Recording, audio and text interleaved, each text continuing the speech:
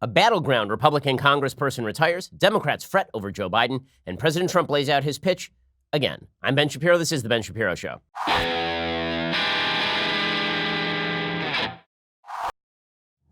Well, it's a morning, and that means that President Trump took to Twitter, and stuff happened. We'll get to that in just 1 second. First, we need to talk about the fact that those earbuds in your ear, they're old, and they're ugly, and we all know it. And they've got the wires coming down from them. They don't sound all that good anymore. What you need is a new pair of earbuds, wireless earbuds, but earbuds that are not going to cost you a fortune. And this is where Raycon earbuds come in. Raycon earbuds start at about half the price of any other premium wireless earbuds on the market, and they sound just as great. Raycon's E50 wireless earbuds, they've changed the game for me. I wear them all the time. They are very comfortable. They're easy to take anywhere. Unlike some of your other wireless options, Raycon earbuds are both stylish and discreet. They don't have those wires. They don't have the stems. And of course, they don't just look great, they sound terrific as well. Raycon offers their wireless earbuds for everybody in a range of fun colors at a terrific price.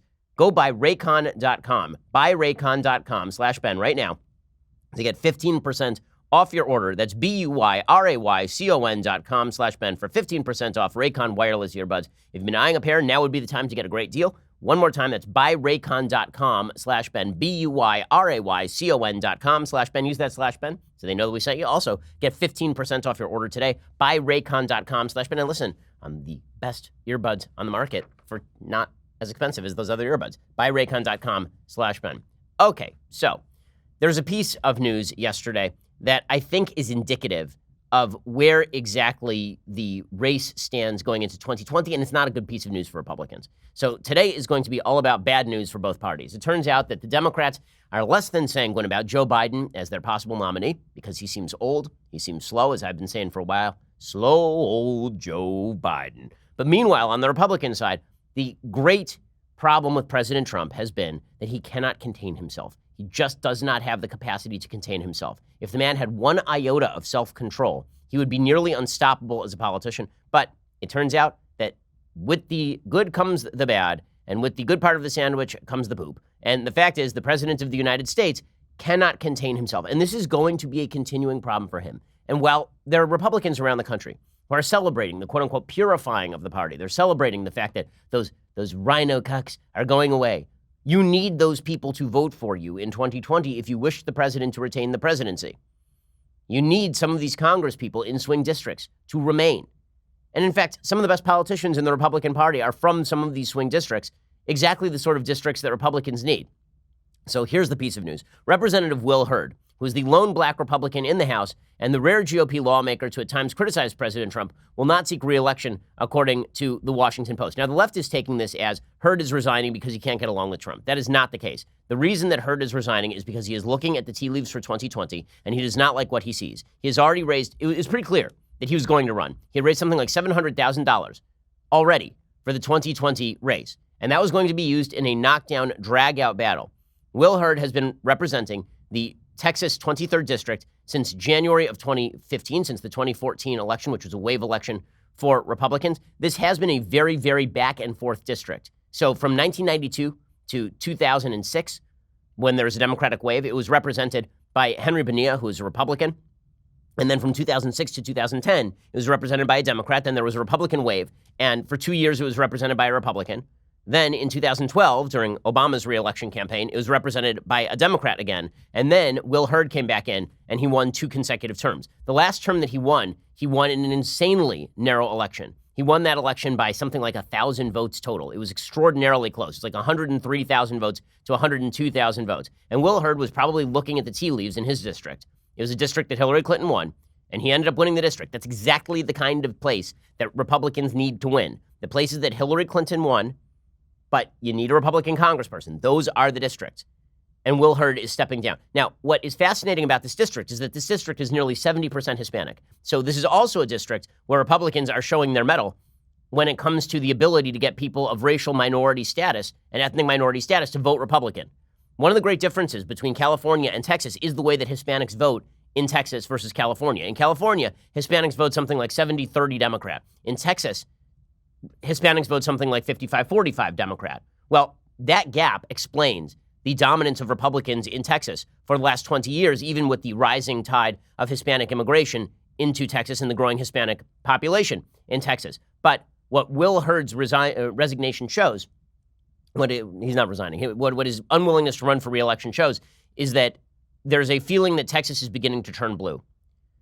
So this is very bad news for Trump come 2020, if it's seen as sort of a bellwether. Immediately, Cook Political Reports took this district from toss-up to leans Democrat because Hurd is a unique candidate. Hurd's retirement is the third by a Texas Republican in the past week alone. Now, the other two Texas Republicans are retiring in heavy red districts. But the fact is that a lot of folks don't want to be in Congress right now. A lot of folks see a bad wave coming in 2020. Why? Not because of the economy, which continues to be good. Another economic report today that puts the U.S. unemployment rate at 3.7%. A record number of people in America are now employed. Some 157 million people in the United States currently have jobs. That is a great economic record for the President of the United States. All this despite the fact that there are significant headwinds in terms of trade barriers and tariffs that the president is putting in place with regard to China. Some justified, some unjustified. We'll get to that in just a little while. So why exactly isn't Trump riding at 52, 53%? And the answer, as always, comes back to the fact that the president cannot exercise self-control. And you can tell by the way the right is reacting to Will Hurd's retirement. So many people on the right are reacting to Will Hurd's retirement with good riddance. That guy wasn't standing up for Trump when Trump said stuff. He's in a swing district that is filled with Hispanic people on the border. Of course, he should be calling out the president, not just morally. Listen, you know my views on this. I believe that when the president does something, when Trump does something wrong, he ought to be called out the same as any other human being who does something wrong, even if you like what he's doing politically, and even if you like the fact that he slaps at the left on a frequent basis.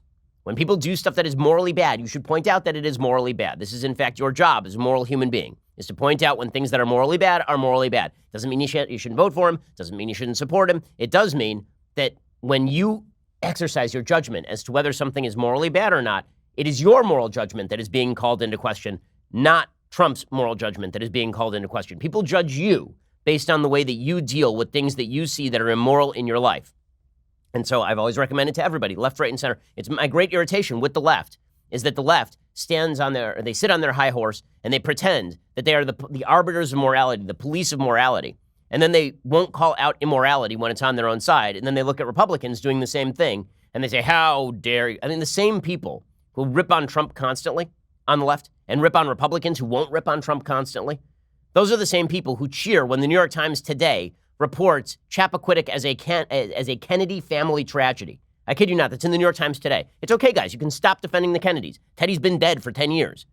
It's okay. You can stop it. You don't have to do it. That led to the rise of Trump. The odd gracelessness of the left. The fact that the left constantly suggested that the right was morally bereft while touting its own immoral actors as somehow morally superior, that led the right to embrace a lot of this stuff. But Will Hurd calling out Trump when he thought Trump was wrong, it wasn't just, I think, the right thing to do in many cases. I think that it was the politically smart thing to do in his district, obviously. Hurd barely held his seat last year. Trump lost the congressional district. It covers more than 58,000 square miles between San Antonio and El Paso along the Mexican border by 4 percentage points in 2016. In an interview last Thursday with the Post, Hurd had criticized Trump's, and this is just Washington Post coverage, Trump's racist tweets last month. Again, it is amazing how the Washington Post will take tweets that I think were xenophobic but not racist and then call them racist as though that is a fact judgment as opposed to an opinion judgment. The Washington Post says Hurd criticized Trump's racist tweets last month in which the president said 4 Democratic minority congresswomen should go back and help fix the totally broken and crime-infested places from which they came. 3 of the women are from the United States, etc. Hurd said, when you imply that because someone doesn't look like you and telling them to go back to Africa or wherever, you're implying that they're not an American and you're implying they have less worth than you, is what Hurd had to say about this. Hurd also repeated his earlier pledge to vote for Trump if he's the Republican nominee in 2020. He said Hispanics, African Americans, and other groups would be receptive to conservative themes if they weren't drowned in racially charged rhetoric. Hurd said, number one, you need to show up to communities that haven't seen Republicans show up. And listen, then the message that you take is how we have solved problems in our communities. When you look at African American unemployment, Latino unemployment, it's at an all-time low. Hurd is the kind of Republican that you do need. He is 41 years old. He said he plans to run again for elected office. You would imagine that he's probably going to run for Senate at some point or maybe governor of the state of Texas. He's a former CIA officer. He said, I think I can help the country in a different way. I'm interested in pursuing my lifelong passions at that intersection of technology and national security. I think I have an opportunity to help make sure the Republican Party looks like America. He opposed Trump's national emergency declaration, but does favor a border barrier, for example. So Hurd has been a lot more moderate in his approach to Trump than a lot of the other Republicans, and that has led a lot of Republicans to distance themselves from Hurd in the same way they did from, for example, Jeff Flake. But Hurd never virtue signaled in the same way that Jeff Flake did. And more than that, Hurd is the kind of person that you need in that district. Right? Jeff Flake could lose his seat. It ended up being filled by a Democrat, but Republicans had a shot at the seat. Without Will Hurd in that district, it's a problem for Republicans. So why is this so important? It's important because, again, every swing district is now a bellwether for Trump. And if he's losing swing districts in Texas, he's going to be in trouble come 2020. And again, it goes more to Trump as a character than it does go to Trump's policy. So how is Trump going to win over the districts that he needs to win over? Now, there's this prevailing theory. It's a very sanguine, optimistic theory on the Republican side that Trump has a mystical connection with voters and that he will pull a rabbit out of the hat a second time. That 2016 was not about Hillary Clinton being unable to pull votes. It was about Donald Trump having a magical ability to bring out voters who had never voted before and also to suppress the Democratic vote. In 2018, Trump drove out the Republican vote and the Democratic vote, and the Republicans got blown out. And here's the thing. If Trump stuck to his actual political pitch, he would win. And this is the thing.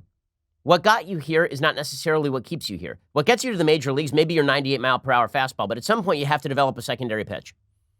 98 miles per hour can get you through AA. Once you get to AAA, you start to struggle. Once you get to the majors, everybody hits 98. The President of the United States is expected to be the President of the United States. And that means that he is expected to provide solutions, which he has done on the economy, for example. It means that he is expected to provide solutions for groups of Americans who didn't even vote for him. And the president suggested some of those solutions last night in his rally. And then he went on Twitter this morning and he undermined it. I'll explain in just 1 second. First, some topics in life are pretty uncomfortable to talk about. Sex is one of those things, but sex is also one of the most important things in life, especially within the context of marriage. Studies show that 70% of dudes who experience erectile dysfunction don't actually get treated for it for just that reason. It can be awkward to discuss. But sometimes things just don't work the way they're supposed to. That's not something to be ashamed about. Health problems are health problems. The important thing is to get them solved. That's where our friends at Roman come in. Thankfully, Roman has created an easy way to get checked out by a doctor and get treated for ED online. With Roman, you can get medical care for ED, if appropriate, from the comfort and privacy of your own home. You can handle everything online in a convenient and discreet manner. Getting started is simple. You just go to getroman.com/Ben and complete an online visit. If your doctor decides that treatment would be appropriate, they can prescribe genuine medication that can be delivered in discreet packaging directly to your door with free 2-day shipping. Dudes, go talk to the doctor. ED can be tough to handle, but it is very important to get it checked out. Go to getroman.com/Ben to get a free online visit, free 2-day shipping. That's getroman.com/Ben for that free visit to get started. Again, getroman.com/Ben, getroman.com/Ben. Go check them out right now. Okay, so the reason that I point this out is because Trump does a rally last night. And the rally is fine. In fact, the rally is good. There's a lot that Trump does in this rally that is correct. CNN was so disappointed in the effectiveness of the rally that they started using a chyron. Crowd doesn't send her back at rally. That's not news. You printing a chyron saying something didn't happen is not news. Right? Aliens didn't land in Area 51 is not news. Aliens did land in Area 51 is news. So CNN was desperately hoping that the crowd was going to chant send her back again so they could call Trump and his supporters racist. And so they were desperately wanting.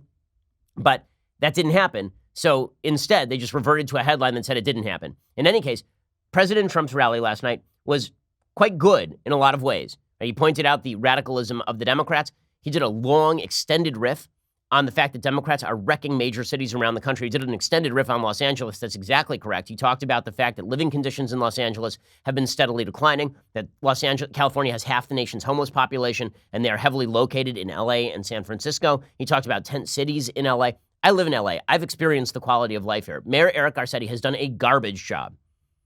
And so is the governor of California. Jerry Brown did a garbage job. Gavin Newsom is doing a garbage job. When Trump points out that the livability of America's major cities is being dramatically undermined by the ACLU-light governance of Democrats in places like Seattle and LA and New York and Baltimore and Detroit, he is not wrong at all. And that's a strong pitch. It's particularly a strong pitch for suburban women. So back in 2004, George W. Bush won re-election on the basis of the so-called security moms. This was the great meme of 2004, was security moms. Bush was talking to suburban women who wanted to protect their kids, and he was the man who had stood up to terrorism. And that's what his pitch was. And it worked. Trump can make the exact same law and order pitch today, particularly about America's major cities. He can say, look at the homeless, look at the fact there are open needles on the streets in LA. You can't, Herbert Hoover promised a chicken in every pot. Democrats have delivered in major cities, a homeless person on every bench. It's unbelievable. And anybody who lives in LA can attest to this. You cannot walk down the street without running into folks who are living on the streets, oftentimes in filth, many times with open needles nearby, with open alcohol, open feces. I mean, it really is egregious. This is a good political point for Trump, and it's something that he hammered last night, so that was good. And Trump led off his rally by suggesting that he wants to just do a normal rally. He said, we don't want any controversies, which is a somewhat smart thing to say, saying the quiet part out loud, but sure. He said, we don't want any controversy. For decades, these communities have been run exclusively by Democrat politicians. And it's been total one-party control of the inner cities. For 100 years, it's been one-party control. And look at them. We can name one after another, but I won't do that. Because I don't want to be controversial.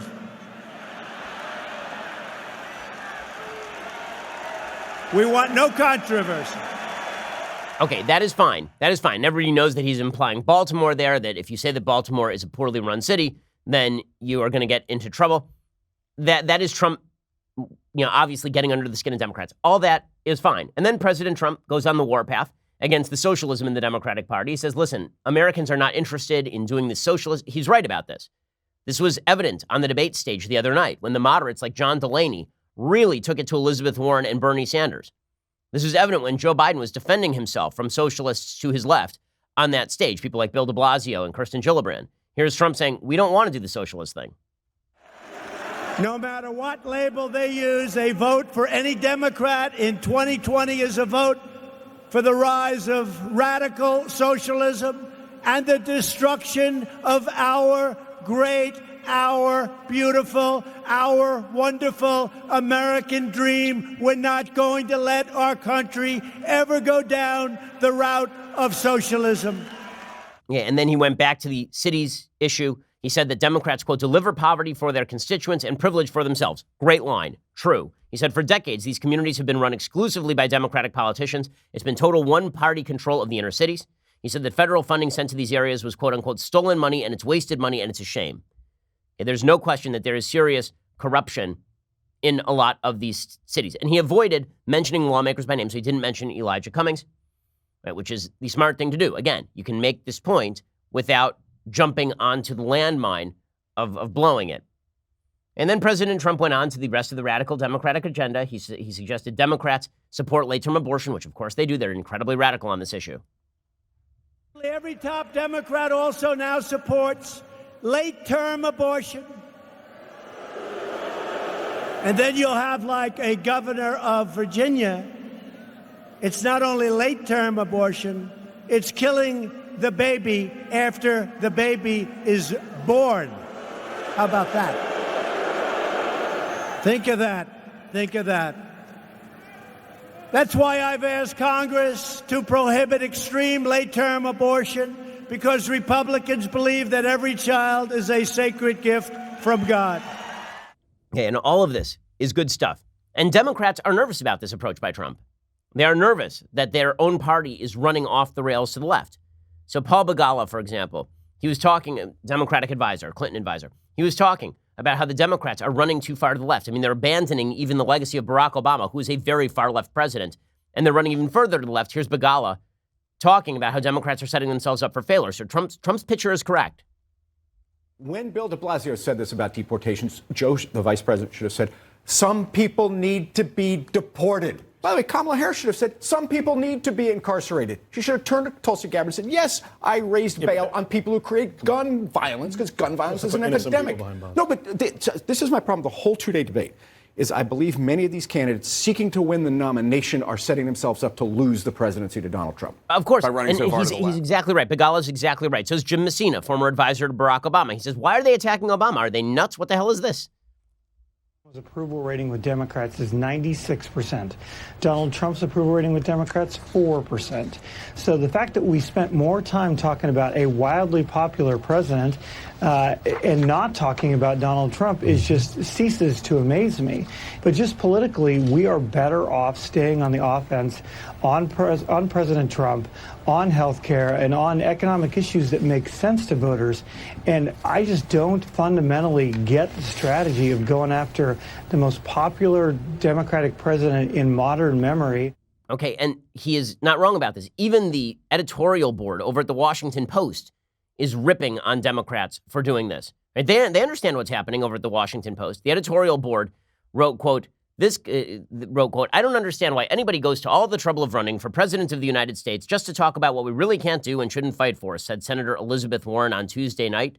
Senator Bernie Sanders, the other major candidate on the field's left wing, piled on. This got us thinking about some big ideas in U.S. history, like, say, amending the Constitution to outlaw liquor, or sending 500,000 troops into Vietnam, or passing a $1.5 trillion tax cut for the wealthy in a time of massive deficits. Ambition is essential, in other words, says the Washington Post, but not sufficient. The country faces big challenges, such as economic inequality and climate change that call for creative solutions. They also call for wisdom, honesty, and even a bit of modesty about the government's limitations. Having embraced Barack Obama's no-drama approach to governing, often defined by the philosophy, don't do stupid bleep, it would be odd if Democrats suddenly embraced ideological grandiosity as a prerequisite for service in the Oval Office. That means, first, that proposals should meet a baseline degree of factual plausibility, a bar that, for example, the Medicare for All plan that Mr. Sanders and Ms. Warren favor does not clear.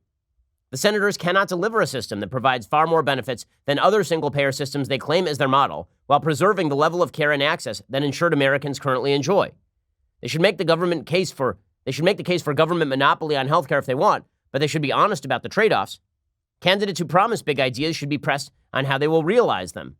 The next president should have a vision of progress for the nation that is expansive and inspiring. It should also be grounded in mathematical and political reality. That's the Washington Post editorial board, recognizing that what Trump is saying is true, that the Democrats have skewed way too far to the left. So Trump has got a pitch.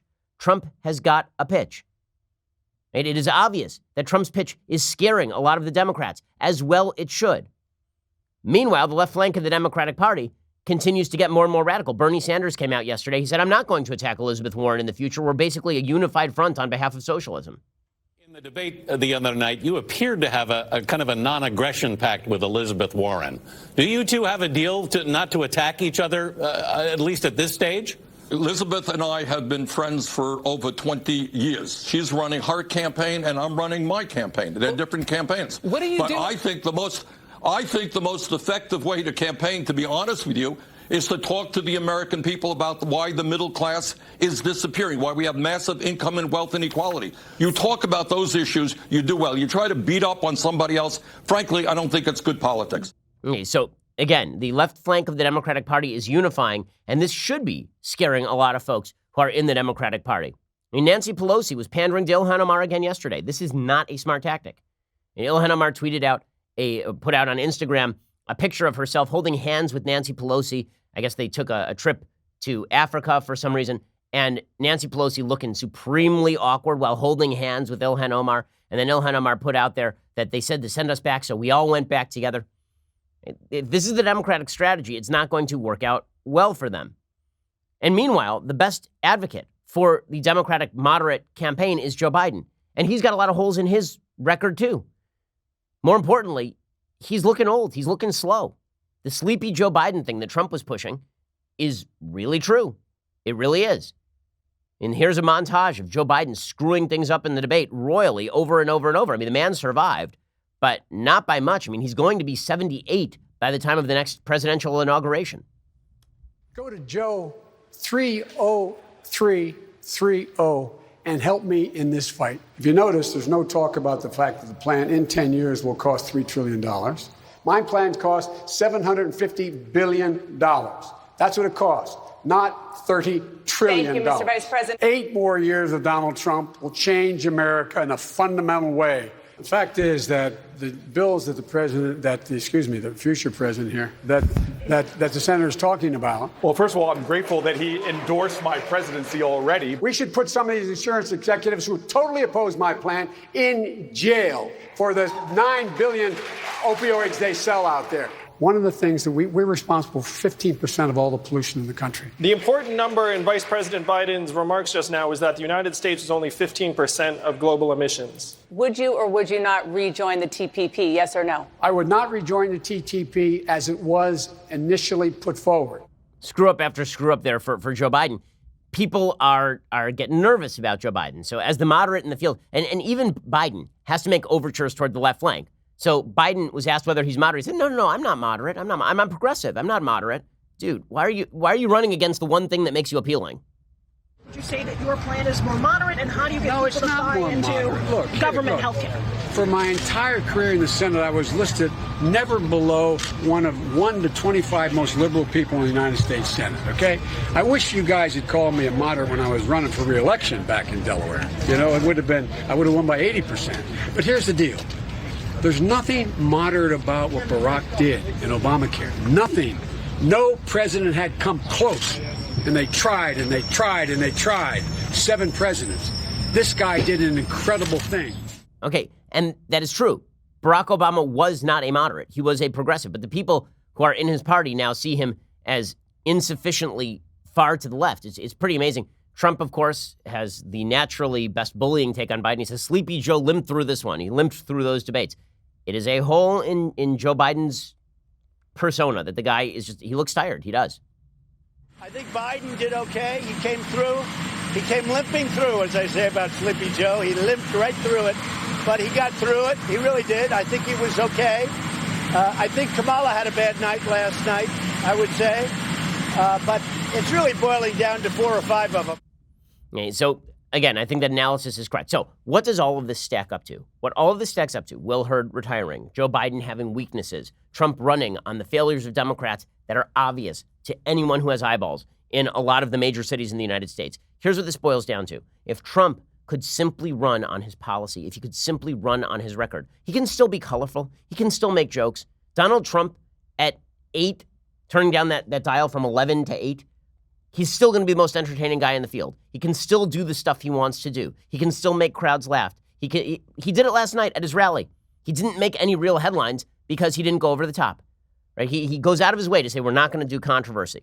And he rips on Democratic governance of cities without going after Elijah Cummings by name and suggesting that Elijah Cummings is the worst person ever and all of this. Again, that is a perfectly fair hit and a perfectly valid hit and a perfectly useful hit. And then President Trump goes on Twitter this morning. And Trump at rallies is a lot better than Trump on Twitter. Okay, Trump goes on Twitter this morning. As we talked about yesterday, Elijah Cummings' house was robbed over the weekend. And there is great irony to the fact that the media proclaiming that Baltimore is indeed a wonderful, safe, high median income American city, a wonderful place, beautifully governed, that the same weekend when they were talking about all this, Elijah Cummings' house was robbed. Now, his house was robbed before Trump even talked about Cummings or Baltimore. It was broken into on Friday night, early Saturday morning. Trump started tweeting after that on Saturday morning. So the initial pickup from the media was that Trump had somehow incited this against Cummings, which is not true. It's just plainly untrue. And again, there is something ironic and something bizarre about the fact that Elijah Cummings is jabbering about how Baltimore is wonderful while his house is being broken into. However, is it a good thing that Elijah Cummings' house was broken into? No, it's not a good thing that his house was broken into. Crime is bad. Okay, and just because you don't like Elijah Cummings and you're mad at him because he runs the Oversight Committee doesn't mean that you should probably be happy when his house is broken into. That's silly. And not more than silly, it's immoral. So here's what the president tweets out this morning, again, after spending the entire night last night saying, we don't want controversy, no controversy. So Trump he was like, you know what? Controversy. So he tweets out this morning, quote, really bad news. The Baltimore house of Elijah Cummings was robbed. Too bad. Exclamation point. Now, here come the defenders to say, well, he's really saying it's too bad. He's actually sincere. Yeah, sure. I'm sure. Or, alternatively, he's laughing at the fact that Elijah Cummings' house was robbed. Like, come on, dude. Like, really? You're making the case for safety and security. You're making the case that you need to make suburban women feel comfortable with your candidacy. You need to throw the focus onto democratic radicalism. And you do a rally where you do all these things, and you do them effectively. And your next move is, too bad your house got robbed. Whoops. Like the whole point here is that the defense to the house getting robbed thing is that he had nothing to do with it. You don't have to own everything. You don't have to stamp a giant Trump T right on Elijah Cummings' house getting robbed. What? Just what? Why? Why, God, why? It's not just immoral, it is politically idiotic, obviously. And is any of this going to have any lasting impact on Trump? The reason these things blow over is because everything is baked into the cake for Trump. People know this is who Trump is. They've made their judgments on Trump. Why do I lament it?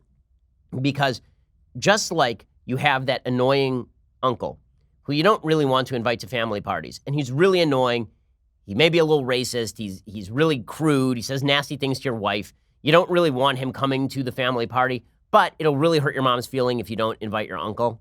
And so you don't think about him all the time. Like, you don't wake up in the morning thinking about your drunk Uncle Ned. You don't wake up in the morning thinking about that. But then when he's coming over, you're like, oh God, now I'm thinking about him. And it just makes your day worse. The more days where you're thinking about Uncle Ned, the worse it is for Uncle Ned. Yeah, the fact is, the more days you're thinking about the economy being good, the more days that you are thinking about the Democrats being radical, the more days you are thinking about Joe Biden being too old and too sleepy to be president of the United States, the better it is for Donald Trump. The more you're thinking about, oh God, did he tweet again? The worse it is for Donald Trump. As I say, I have a very simple 2020 election theory. It applied to 2016 too. And it's why everybody including me, got 2016 wrong. Whoever is the subject of the referendum in 2020 will lose. Americans are sick and tired of their politicians. They think all of them are garbage, all of them, which is why Trump is president. In 2016, the media, me included, everybody who was watching the data thought that 2016 was going to be a referendum on Trump, which is why every time some piece of bad news came out for Trump, anything from the P word tape to Trump saying ridiculous things about Mexican judges, whenever that happened, we all went, okay, it's going to be a referendum on Trump, and that's going to be bad for Trump. And it turned out that 2016 was not a referendum on Trump. It turned out it was a referendum on Hillary Clinton. It turns out that after 20 years, people did not want to show up to vote for Hillary Clinton. Republicans despised Hillary Clinton. They thought that she was corrupt, which she is. They thought that she had engaged in criminal activity, which she did. They thought all of those things. And so the referendum on Hillary went poorly for Hillary Clinton. In 2020, if it's a referendum on Trump and his personality, he will lose. If it is a referendum on Democrats, he will win. So how can you get it to be a referendum on Democrats? You can do exactly what Trump did at his rally last night. You want to make it a referendum on Trump? Keep tweeting the way that President Trump tweeted right there. It is not going to work out to his benefit. It is not smart in any way, besides which it is immoral. And it gives it, again, another news cycle. Now it's a year and a half out. Okay, it's not too late for President Trump to stop doing this. But does anyone really have a lot of faith that the president is going to stop being who he is, that Trump is going to stop being Trumpy? I don't think so. Which is why the Democrats are basically looking forward to nominating the block of wood, the petrified wood that is Joe Biden. Because Joe Biden is just default candidate. All right, in just a second, we're going to get to the news on the Senate passing another, this big, awful budget bill. We're also going to get to your mailbag questions. But first, it is that glorious time of the week when I give a shout out to a Daily Wire subscriber. Today, it's Sherry Taylor on Instagram, who is dealing with what every person with the world's greatest beverage vessel deals with, the coveting eyes of others. In this particular picture, Sherry's tumbler is sitting on a kitchen counter brimming with delicious leftist tears as her bulldog, Petunia, stares with deep determination. Winston Churchill over there. The caption in the dog's face reads, "Mom, give me a sip of that. Hashtag leftist tears tumbler. Good luck, Petunia. Thanks for your support, Sherry." That is an awesome dog, by the way. That is an awesomely hideous and yet cute dog. Pretty fantastic. Okay, so go check out the Leftist Tears Tumbler. You can get a subscription over at dailywire.com. Also, remember that we do have a big Backstage Live event coming up August 21st. Still a few VIP tickets available. Thank you to the Daily Caller for giving us additional publicity on it. We appreciate it. You can go purchase a ticket right now at dailywire.com/backstage. The VIP tickets will set you back a couple $100, but the normal general admission tickets only set you back about $35. It should be a blast. Look forward to seeing you there. August 21st, Terrace Theater in Long Beach. Go check it out right now. Also, make sure you subscribe to dailywire.com. You know the pitch. Just go do it already. Come on. Yeah, I'm just do it. Come on. Okay? We're the largest, fastest growing conservative podcast in the nation.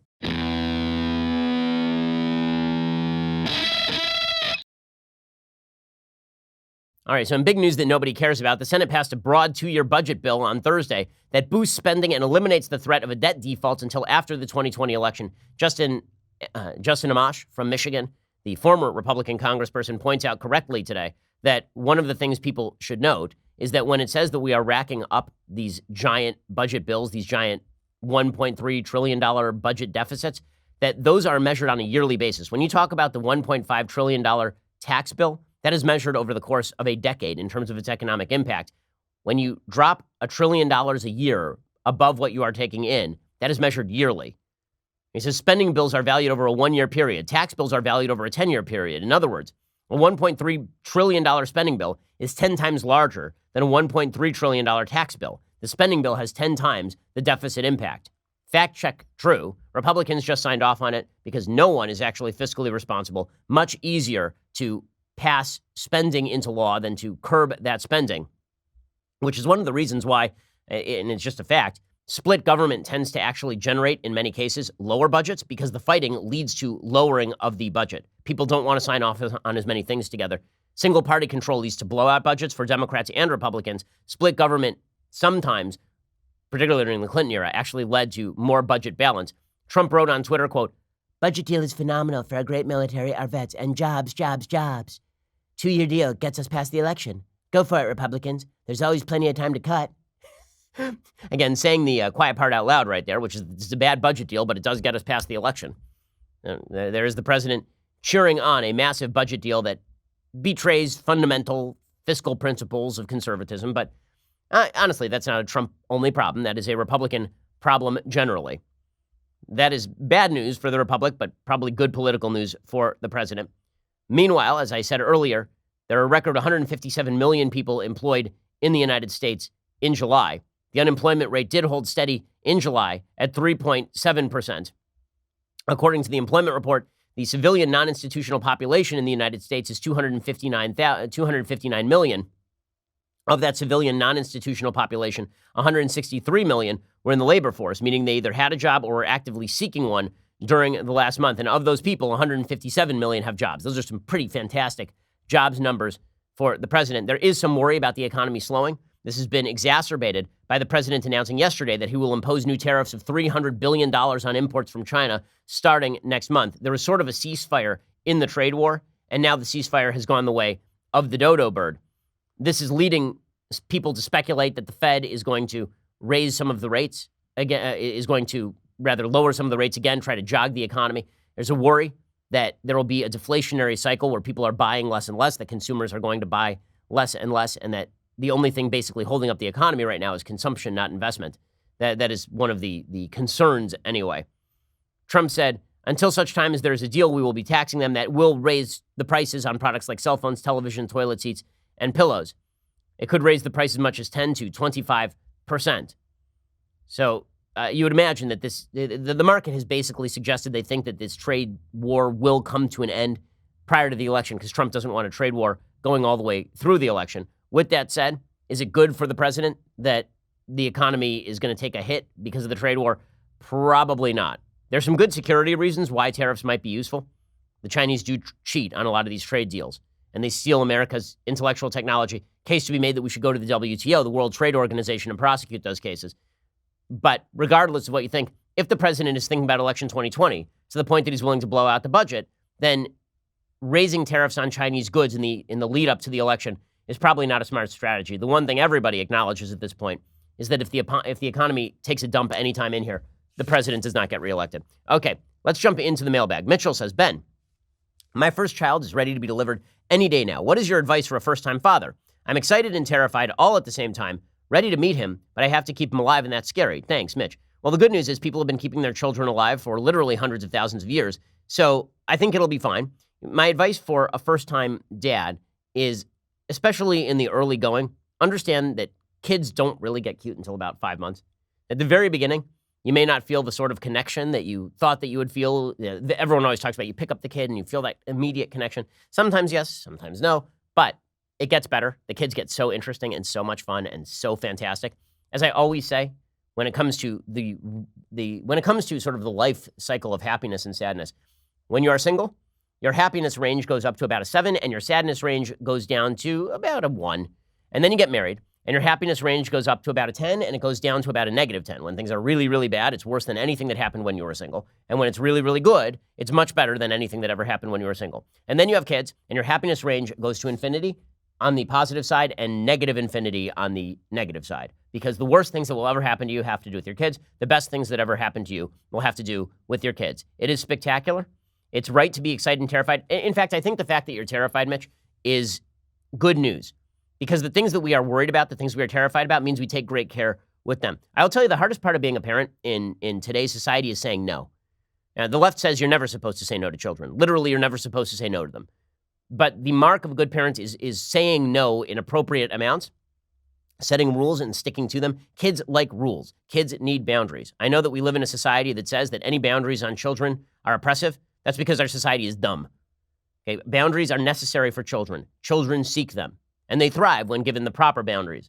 It doesn't mean that you have to be authoritarian. There's a difference between what they call authoritative parenting and authoritarian parenting. Authoritative parenting is you have rules and you hold by those rules because those rules are rationally and correctly based. Authoritarian parenting is because I said so. You should be able to explain the rules that you use for your kids, but you should have rules and you should enforce those rules. Teresa says, "Hi, Ben. I'm a cradle Catholic. Sometimes when I discuss religion with my peers, they accuse me of being brainwashed from birth to believe what I believe. I have a very difficult time convincing them otherwise, and once they have that idea in their head, they simply refuse to listen to me. I'm wondering if you have had similar experiences as an Orthodox Jew and how you overcome this factor when talking with people." Yeah, of course. I think that everybody who is born into a religious household has that experience of, oh, the only reason you believe this is because you were brought up this way. And the way to deal with this argument is to say, there may be truth to this, right? We are all subject to the biases of how we were raised, obviously. Like, for example, you secular humanist. You were raised in a society that values secular, humane ideals. Do you value those because they're rationally based? Or do you value those because you were brought up in a society that values those things? Because rationality can take you in any direction.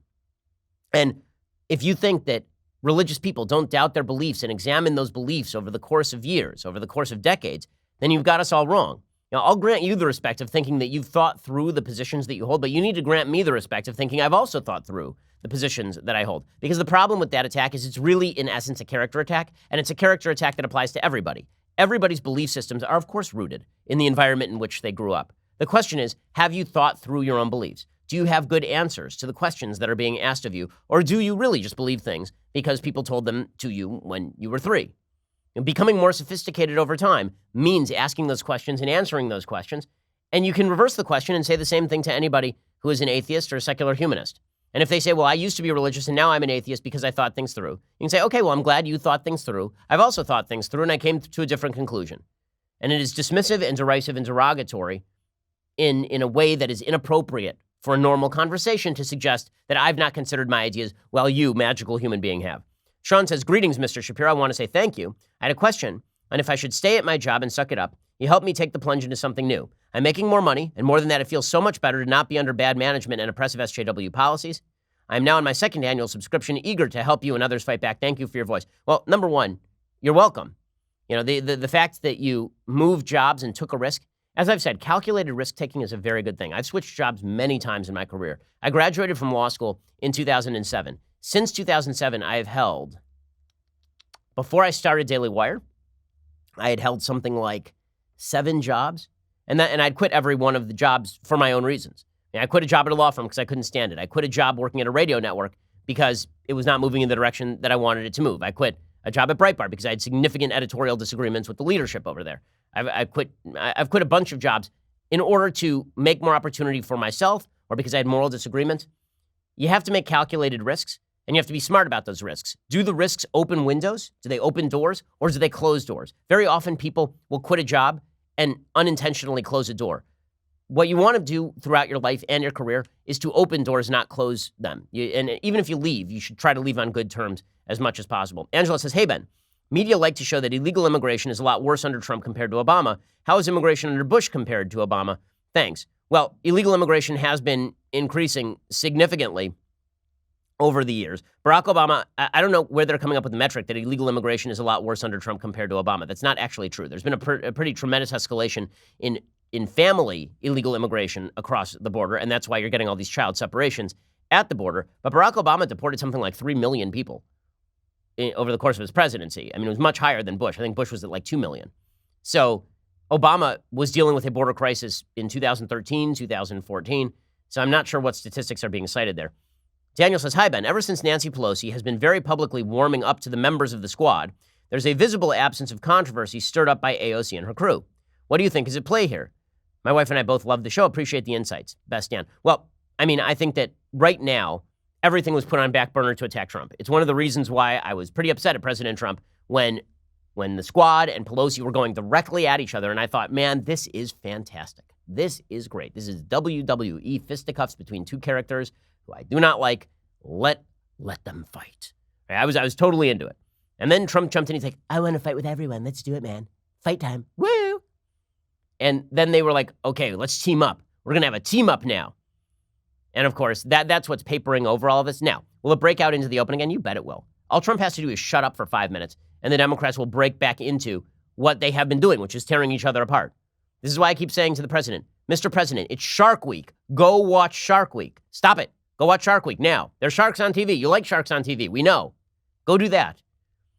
Ashley says, Ben, given all we know on the link between social media and teenage depression and suicide, do you think the government ought to have enforceable laws on minimum ages of social media use? Thanks. I'd love to hear your thoughts, especially given the weaponization of media by sexual predators to ground minors or to target minors. Yeah, it's an interesting question. I really do think that this is more of a parental question than it is a governmental question. But there are addictive aspects to social media. And the notion that a kid who is 12 or 13 should be on social media if the parents are not doing what they are supposed to be doing, it's really interesting. I honestly haven't considered it enough. I want to consider that more. It's something that I'm open to. Because, again, protection of children is one of the roles of government because kids can't take care of themselves.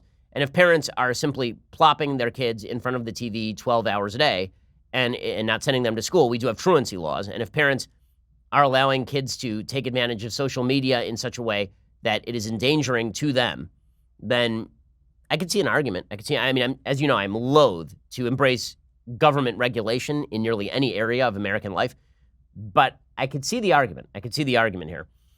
Billy says, howdy, Ben, from your future home in the great state of Texas. By the way, on a personal level, quick note on that one. On a personal level, my kids are not going to be allowed on social media until they're probably 16 or 17 minimum. And even then, I would prefer that if they have a social media profile, they're not actually posting on it. I'm not sure they should have social media until they're 18. Like, they need to be old enough to understand that everything they put on social media is then permanent. Billy says, howdy, Ben, from your future home in the great state of Texas. Yeah, I appreciate it. 2 questions. 1, how would the U.S. get back to the gold standard? How, in your opinion, would that affect the economy?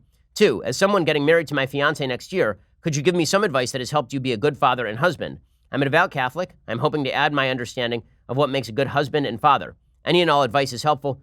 Please do not hold the fact that Michael Knowles and I share the same religion. I don't. I love many Catholics. Michael Knowles is not among them. So when it comes to how the U.S. would get back to the gold standard, it's difficult to reverse the fact that so many people in the United States and in the federal government believe that manipulation of the currency is a positive good. I mean, there are even many folks who are conservative who believe that the best policy of the Fed would be to basically set a low interest rate. This is sort of Milton Friedman's policy, like a 2% interest rate, and then it would just be that year on year.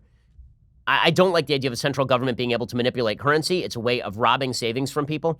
It is a way of the government manipulating policy in order to cover for its own shortcomings. The way that you would do this is you would peg the dollar to the current value of gold. Whatever is the current value of gold, you would peg the dollar to a current value of gold ounce, for example, and then that would be the price of the dollar forever. It would never change. And that would provide an insane amount of stability. I mean, you want to keep the United States as the world's global currency. This would be the way to do it because then there would be inherent value in the currency. In fact, I used to be more skeptical of Bitcoin. Bitcoin is basically trying to do this. Bitcoin is setting an actual value to a currency that is based on scarcity and is not controllable from above by some sort of manipulative entity. It's all fun and games for the government to play with the currency until you create a bubble, and then that bubble ends up bursting, for example. As far as the second question, how to be a good father and a good husband, I would say as a father, the rule that my dad used, and I think it was a good rule, was always take your kids seriously. Always take their concerns seriously. Treat them as though their concerns are serious. Don't talk down to them. Be authoritative, but not authoritarian. Set rules, understand your own rules, and always treat them as though they are rational and have good reasons for what they're doing, even if they don't always. And that is a good mark of a good parent. As far as being a good husband, I would say that the same thing holds true. Try to put yourself in your spouse's place when you are thinking about what the killer of marriages is faulty expectations. The best marriages are reliant on two spouses who believe that it is my job. Not it's my wife's job, and I'm mad at her for not doing her job. It is my job, and I don't have the expectation that she's going to do that. It's one of the things that's made my marriage with my wife so fantastic, is that there are a lot of situations in which my wife has not been present because she was doing medical residency, for example. I wasn't angry at her for that. I wasn't angry saying, well, I wish that she would do X, Y, and Z. It was, no, listen, this is a marriage. This is a partnership. I'm picking up the slack because that's my job. My job is to do X because she can't do X today. And now that she's finished with residency, she's doing the reverse. I'm very busy. She's not quite as busy. That means she's picking up the slack in an awful lot of ways. If you think first, this is my job, not this is my spouse's job, you're going to be better at everything. You're going to be a better business partner. You're going to be a better spouse. Now, again, this arrangement only works with people you trust. This is true for politics, too. With people you trust, saying it's my job, not your job, is the best politics. But that only works when people aren't free riders and taking advantage. If you married somebody who is a free rider and is taking advantage, that's just a bad marital decision. But that doesn't change the underlying fact that being a good husband is you saying, yes, it's on me, and not doing it out of a sense of virtue, not doing it out of a sense of virtue signaling where it's like, oh, look at me, the suffering, sacrificial man taking on all these burdens. But as a part of making your life better, being more responsible, the best people you know are the people who take on more responsibility. Taking on more responsibility makes you a better human being, I think. Let's see. Jordan says, hey, Ben, if the Democrats nominate Joe Biden and they lose, what happens to their party? Will that kill any hopes of moderation within the party? Yeah, they'll skew to the left. If Joe Biden is the nominee and they lose, they will skew dramatically to the left. They will suggest that he lost for the same. It'll be basically the reverse of Republicans 2012 to 2016. Now, I think it may have more to do with persona than it has to do with policy. But Democrats really conflate persona and policy in a pretty incredible way. Susanna says, hey, Ben, my wife and I are big fans from socialist Soyland, British Columbia, Canada. Yeah, it's good times up there, where everybody's being told to wax each other's genitals. Party times. I'm wondering how Elizabeth Warren is being taken seriously as a candidate, despite being proven to have abused the left's religion of identity politics for her personal gain by claiming Native American ancestry. How is that not grounds for immediate dismissal from the Democratic Party? Best, Luke. Well, number one, she acknowledged for white privilege, right? So this is the get out of jail free card for identity politics. Acknowledge white privilege. Acknowledge it. You must atone. So she atoned. And also she's a socialist, so she can get away with anything. The media love Elizabeth Warren. Elizabeth Warren is not a great candidate. They love her. The two candidates that have gotten, there are really three candidates getting this sort of love from the media right now. Elizabeth Warren, Kamala Harris, Pete Buttigieg. None of them are particularly appealing, but they make the left feel smart, and thus Elizabeth Warren continues to ride high. Jeffrey says, longtime listener and fan. After rewatching the Daniel Day-Lewis film Lincoln, I thought to ask, what is your favorite historical film? Also, if you had the opportunity, are there any amendments you would like to put forth for vote? So my favorite historical film shall always remain 1776. I'm a musical theater fan, and 1776, which is a fantastic take on the origins of the Declaration of Independence, is dramatic. It's brilliantly written, wildly underrated because people wildly overrate Hamilton. And it's terrific. It's really great. But there are a bunch of historical films that are really terrific. Patton is a fantastic film that is also historical, obviously, with George C. Scott. That is a terrific movie. They're really too many. Most of my favorite films are probably historically oriented in some way. But 1776 is the one closest to my heart. As far as amendments I'd put forth for a vote, I've always said that I would love a constitutional amendment that suggests that every bill has to be no longer than 3 pages and on a single topic. The death of democracy is omnibus bills, because all that is here's a bunch of crap. Either vote for the entire bucket of crap or you vote for nothing. How about this? How about we get everybody on record how they feel about this specific proposal? And then we can all vote based on how they feel about this specific proposal. Otherwise, you end up with this idiotic demagoguery where you have a bill and it's called the Make America Awesome Act. And you didn't vote for the Make America Awesome Act. You're like, right, because it blew out the spending. Like, no. But it also had funding for first responders. So you hate the first responders. You're like, no, I just don't want to blow out the spending. No, but you didn't vote for it. It's stupid. How about this? How about we have funding for first responders? And that is a separate bill. And then we have all the other stuff. And those are all separate bills. That was the way that legislation was supposed to work. A final question. Michael says, Ben, I recently read Bill Clinton's autobiography and was surprised to learn that he was rather right-leaning, at least compared to today. I was wondering how you would grade his presidency, not counting the scandals. Thanks, Michael. Well, on foreign policy, I would give Bill Clinton a D. I think his foreign policy was quite bad. I think it led to the rise of al-Qaeda. I think he was weak on foreign policy. He retreated from the world. On domestic policy, I think that his policy was quite good. I mean, in his first term, he started off moving to the radical left. Then he got blown out in the 94 elections, and being a smart politician, he then moved to the moderate center and started cutting deals with Newt Gingrich to lower the budget deficit, to reform welfare, to lower the capital gains tax. So the fact that Bill Clinton governed as a moderate Republican on economics and on domestic policy, signed the 1994 crime bill, these were all good pieces of legislation. So on domestic legislation, Bill Clinton was like a B-plus president. He did a lot of good things on domestic legislation. On foreign policy, he sucked. And then, of course, there was the scandalous nature of his presidency. Bill Clinton could not win a single primary in the Democratic Party today. Not a single one, at least not running as 1996 Bill Clinton. Alrighty. Well, we will be back here today with 2 more hours of additional content. We'll skip things I like and things I hate because we're running a bit long. But we will see you here next week. If not, if we don't see you here a little bit later today, if you don't subscribe, then have yourself a wonderful weekend. And we'll see you here, back here on Monday. Same bat time, same bat channel. I'm Ben Shapiro. This is The Ben Shapiro Show. The Ben Shapiro Show is produced by Robert Sterling, directed by Mike Joyner, executive producer Jeremy Boring, senior producer Jonathan Hay. Our supervising producer is Mathis Glover, and our technical producer is Austin Stevens, edited by Adam Sayevitz. Audio is mixed by Mike Coromina. Hair and makeup is by Jesua Olvera. Production assistant Nick Sheehan. The Ben Shapiro Show is a Daily Wire production. Copyright Daily Wire 2019. Hey guys, over on the Matt Walsh Show today, we're going to hit on some of the stories we missed this past week, starting with Mario Lopez. He said, as you may have heard, that 3-year-olds can't choose their own gender, but he since almost immediately cowardly apologized for that. So we'll discuss the need in our culture for not just sanity, but also courage, which is so sorely lacking. Also, is it racist for robots to be white? CNN has posed that very important question. And finally, scientists are trying to create human-monkey hybrids. We'll talk about the many moral problems with something like that today over on the Matt Walsh Show.